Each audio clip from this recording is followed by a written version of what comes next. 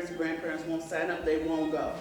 So we have to have some type of college forgiveness program in place when they get through with that degree, or they won't be able to prosper. ESL students count, I'm The sorry. African Yeah, ESL students. okay. African ESL students are counted in both the ESL student group as well as the African American group. Just like Hispanics that qualify for ESL services would be counted in both the Hispanic group and the ESL group. Now, one thing that the Kentucky accountability system allows is for any student that is LEP, limited English proficiency, that they have a year's worth of, I don't know if I want to call it a grace period, but they're not, their scores, they're not held accountable, and they don't have to take the test if they're in that first year of entering the United States. So that's just a follow-up with Okay.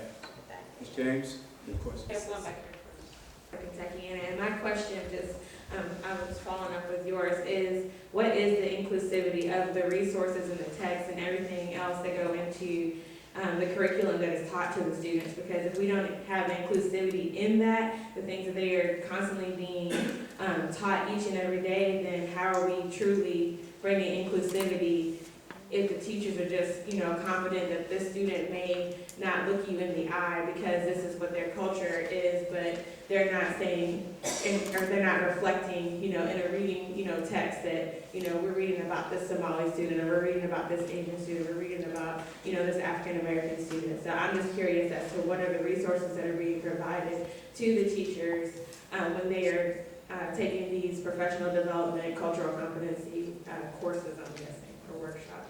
The diversity of the students, and then the other resources. So, how the teachers, just all the resources that are used to equip students with the curriculum that they're supposed to learn for the testing or just on a daily basis. So is the curriculum diverse in its provisions in terms of what students are learning? Question in I make the distinction between what the standards say, that students should be able to read to learn, and the how, the design of instruction that includes different resources like you're talking about.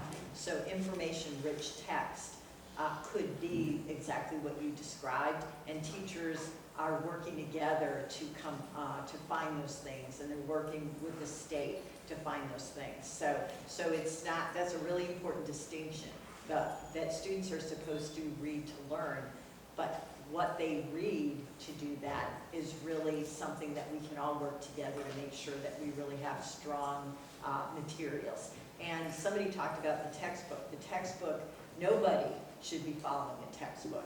The textbook is not aligned totally with the Common Core. The best textbook is probably 40 to 60% aligned. So we don't teach the textbook. We teach the standards, which are the Common Core, and we use our professional judgment about the resources. And I want to thank you for pointing out the visual, and it will be corrected immediately. So I appreciate the honesty. What we're talking about is a tolerance for truth, so that you were able to say that. Know that that is greatly appreciated, that feedback. Good. And so I just wanted to make a comment that in the schools that I'm responsible for as a school social worker, I've seen an increase of African American males in administration, and that is in this new role group called assistant principals, and I'm very proud of that. And I don't know exactly how many was hired during that process, but I can speak of Southwest Jefferson County, where, as some of you have shared, that those kids in the lower elementary could go through that whole system and not see an African American male, and it has made a difference.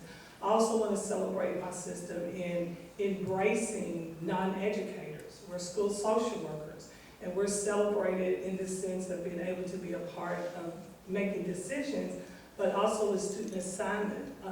They've allowed us during the summer to work with parents that are very angry, very upset, did not understand the student assignment. And so I commend that, because a lot of times systems don't embrace other role groups outside of educators. And so I'm very proud of that. And I also want to say that Fayette County, I don't know if anyone has taken a look at that model. They have a school called BMW, Black Men Working.